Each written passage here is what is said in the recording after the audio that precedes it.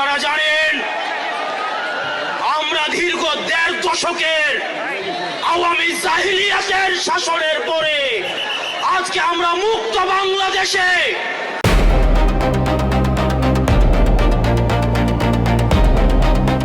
জুলাই যোদ্ধা হাসনাত আব্দুল্লাহ আজ সংসদে শপথ নিতে গিয়েছিলেন সেই চিরচেনা জার্সি পরে। জুলাইয়ের সেই উত্তাল দিনগুলোতে রাজপথে ভিড়ের মাঝেও তাকে আলাদা করে চেনা যেত। সবুজ টি শার্ট, দৃঢ় চোখ, সামনে এগিয়ে চলার অদম্য ভঙ্গি।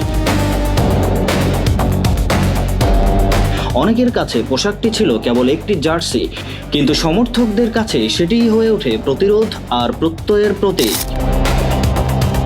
আজ মঙ্গলবার বেলা 11:26 একই পোশাকে সংসদ ভবনে প্রবেশ করলেন হাসনাত আব্দুল্লাহ।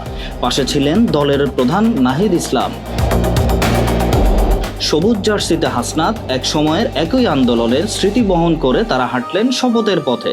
ঢাকা বিশ্ববিদ্যালয়ের লোগো আঁকা সেই টি শার্ট যেন মনে করিয়ে দেয় ছাত্র জনতার উত্তাল দিনগুলোর কথা।